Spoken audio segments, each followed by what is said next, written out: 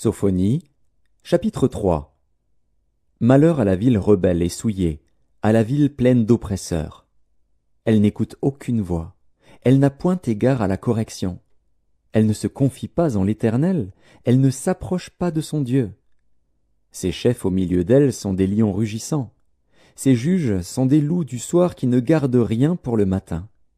Ses prophètes sont téméraires, infidèles. Ses sacrificateurs profanent les choses saintes, violent la loi. L'Éternel est juste au milieu d'elle, il ne commet point d'iniquité. Chaque matin il produit à la lumière ses jugements, sans jamais y manquer. Mais celui qui est inique ne connaît pas la honte. J'ai exterminé des nations, leurs tours sont détruites. J'ai dévasté leurs rues, plus de passants. Leurs villes sont ravagées, plus d'hommes, plus d'habitants. Je disais, si du moins tu voulais me craindre, avoir égard à la correction, ta demeure ne serait pas détruite, tous les châtiments dont je t'ai menacé n'arriveraient pas. Mais ils se sont hâtés de pervertir toutes leurs actions. Attendez-moi donc, dit l'Éternel, au jour où je me lèverai pour le butin, car j'ai résolu de rassembler les nations, de rassembler les royaumes, pour répandre sur eux ma fureur, toute l'ardeur de ma colère. Car par le feu de ma jalousie tout le pays sera consumé. Alors je donnerai au peuple des lèvres pures, afin qu'ils invoquent tous le nom de l'Éternel, pour le servir d'un commun accord.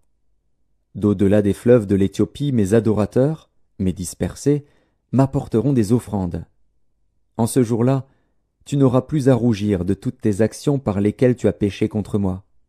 Car alors j'ôterai du milieu de toi ceux qui triomphaient avec arrogance, et tu ne t'enorgueilliras plus sur ma montagne sainte. Je laisserai au milieu de toi un peuple humble et petit, qui trouvera son refuge dans le nom de l'Éternel. Les restes d'Israël ne commettront point d'iniquité, ils ne diront point de mensonge, et il ne se trouvera pas dans leur bouche une langue trompeuse. Mais ils paîtront, ils se reposeront, et personne ne les troublera. Pousse des cris de joie, fille de Sion, pousse des cris d'allégresse, Israël. Réjouis-toi et triomphe de tout ton cœur, fille de Jérusalem. L'Éternel a détourné tes châtiments, il a éloigné ton ennemi. Le roi d'Israël, l'Éternel, est au milieu de toi. Tu n'as plus de malheur à éprouver. En ce jour-là, on dira à Jérusalem, ne crains rien. Sion, que tes mains ne s'affaiblissent pas. L'Éternel, ton Dieu, est au milieu de toi, comme un héros qui sauve. Il fera de toi sa plus grande joie.